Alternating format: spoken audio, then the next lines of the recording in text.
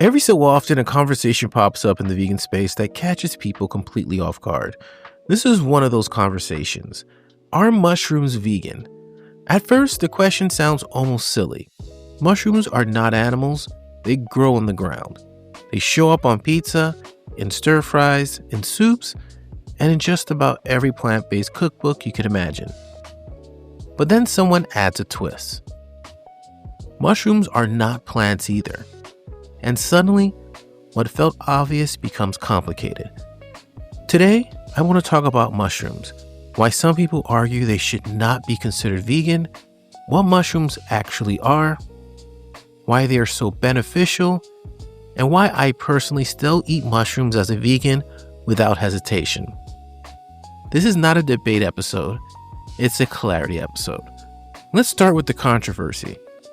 The argument against mushrooms being vegan usually comes from a place of deep ethical reflection. Mushrooms belong to the fungi kingdom, which is biologically distinct from plants. Fungi are closer to animals than plants on the evolutionary tree. That alone is enough to raise eyebrows. But the conversation does not stop there. Fungi grow through underground networks called mycelium. These networks communicate chemically. They respond to threats, they share nutrients, they adapt. Some researchers describe mycelium as nature's internet.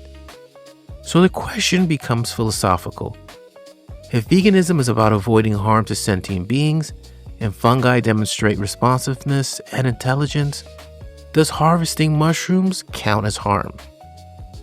Some vegans say yes. And I want to be very clear about this. That position is not rooted in cruelty or elitism.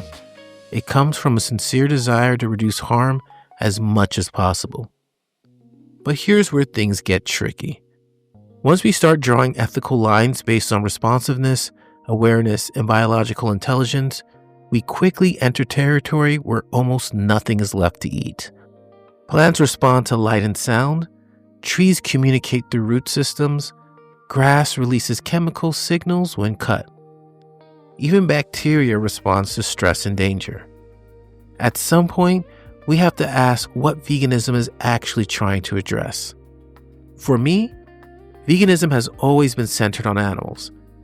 Animals with nervous systems, animals who experience fear, pain, trauma, and suffering in ways we clearly recognize and understand. Animals who are bred into existence for exploitation. Confined, transported, slaughtered, turned into products. That system is what I stepped away from. Mushrooms do not exist within that system. Before I go further, let's talk about mushrooms themselves, because they deserve more respect than just being a debate topic. Mushrooms are one of the most nutritionally interesting foods available. They are low in calories, high in fiber, and rich in important nutrients like B vitamins, selenium, copper, and potassium. Some mushrooms contain compounds that support immune health. Others are studied for their potential role in brain health, inflammation reduction, and gut balance. From a culinary standpoint, mushrooms are also incredibly versatile. They bring umami, that savory depth that people often miss when they reduce or remove animal products. That is why mushrooms show up so often in plant-based comfort foods. Think about cremini mushrooms, also called baby bellas. Earthy, rich, and perfect for sautés. Portobello mushrooms, thick and hearty, often used as a burger alternative. Shiitake mushrooms, smoky and bold, commonly used in Asian dishes. Oyster mushrooms, delicate yet meaty, popular for vegan fried chicken-style recipes. Liame mushrooms, known not just for their texture, but for their potential cognitive benefits.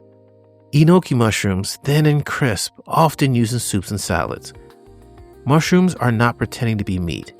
They are their own thing, and they have been used across cultures for centuries, long before modern vegan labels ever existed.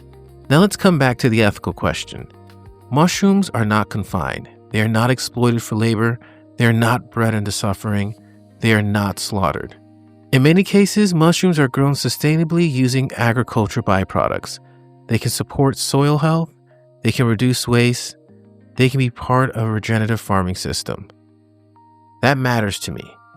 Veganism, in my view, is not about achieving moral purity.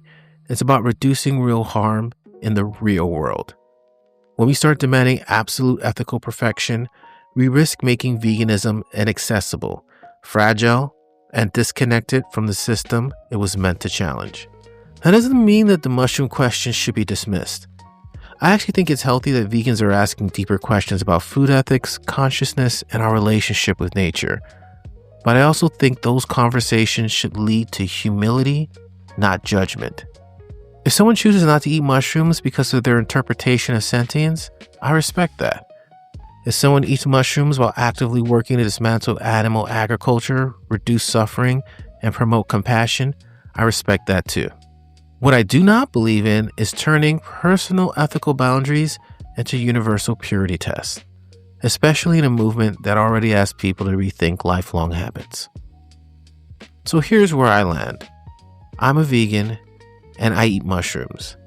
I eat them because they nourish me, because they align with my ethics, because they do not require animal suffering to exist on my plate. I eat them because veganism, for me, is about choosing compassion where it clearly counts. And I'm comfortable standing there. If this episode made you pause, reflect, or even disagree, that's a good thing. These conversations matter, and they deserve space, nuance, and humanity. If you want to explore more thoughtful discussions like this, visit vegansexplore.com and join the community. Because veganism is not just about what we remove from our plates, it's all about what we choose to stand for. I'm Sean A. Russell, and thank you for listening to the Vegans Explore podcast. We'll see you tomorrow.